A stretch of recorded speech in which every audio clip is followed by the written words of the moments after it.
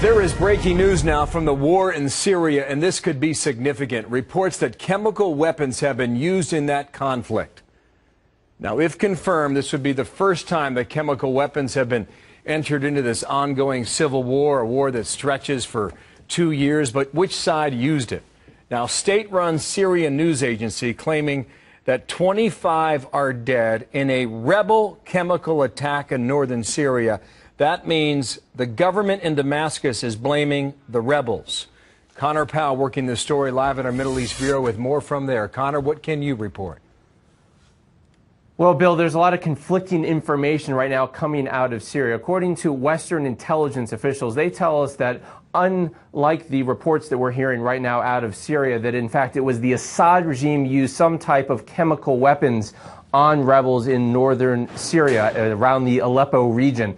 Now, of course, the Assad regime and the Assad state television have said that rebels used those weapons. But what we're hearing right now from Western intelligence officials is just the opposite, that in fact it was the Assad regime used some type of chemical weapons and killed somewhere between 15 and 26 people. Again, conflicting reports. We've heard 15. We've also heard 26. So there is a lot of differing information right now. But we have confirmed, of course, that there have been some type of chemical weapons being used in Syria.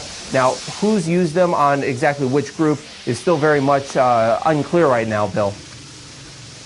Connor, thank you. It's just one line that's crossing the Associated Press at the moment here. Reuters was reporting on this a bit earlier as well, so we're sorting through this now on our end. Connor, come back when you have more. Thanks from Jerusalem there. Martha? Our thanks to him. And this is breaking news right now. We want to bring in Ambassador John Bolton and get his reaction to this. You heard what Connor Powell just told us. What do you think, Ambassador?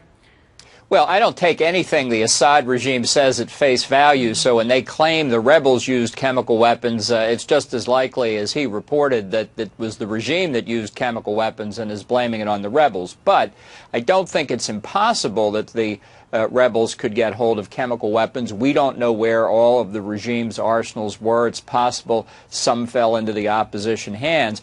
But whoever used chemical weapons, if in fact that's verified, that would be a significant change in this conflict, and it would underline both the risk to civilians of either side using chemical weapons in the Syrian conflict, or that those weapons could fall into hands that take them out of Syria for use by terrorists around the world. And that should be a top American priority, preventing that from happening. And I believe, correct me if I'm wrong, that earlier in this conflict, the administration here basically said that that was something of a red line, you know, that they were discouraging any use of chemical weapons, but that would change this game, so to speak. Yeah, well, red lines come and go for the Obama administration. We'll see. I think obviously we need hard facts here as to exactly what's going on. I think it's difficult to affect the use of chemical weapons inside Syria directly because you're talking about very close circumstances, regime, civilians, opposition. Hard to get in the middle of that, but it certainly should underline to us the risk that these weapons could come loose, fall into the hands of terrorists or regime officials who would sell them to terrorists and get out of the country. I mean, we know how hard it has been to get good reports out of Syria. It's obviously such a danger zone at this point. What do you think the likelihood, and how soon will we get a good handle on what really happened here and perhaps see evidence of these chemical weapons being used? Well, I'm sure that tracking these weapons is already a high priority for our intelligence. It now needs to be, I think, a higher priority in light of these reports. And finding out where the weapons may have been moved to, whether other units of the Syrian army or the opposition may be prepared to use them, but certainly on absolute high alert on the borders and exit points from Syria to make sure that none of these weapons are getting outside the country. Well, thanks for your reaction to this breaking news. And we also want to get your thoughts on the other story that we originally brought you on here to talk about this morning, and that is this bombshell new report that claims that a hacker has begun to distribute confidential memos on the Benghazi terror attacks. The hacker reportedly stole emails that a former White House aide sent to former Secretary of State Hillary Clinton and began sending them out to a range of public figures. What do you think about this? Well, I think it's very interesting. This former Clinton aide here is a political advisor. He's not a foreign policy expert, at least the last time I looked.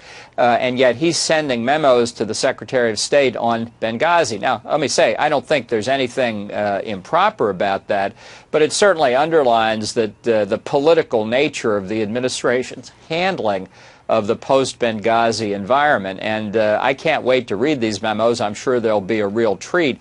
I think it will simply increase demands in Congress for answers about the real facts of Benghazi that after 6 months we still haven't gotten. You know, I mean, the thoughts on hacking, you know,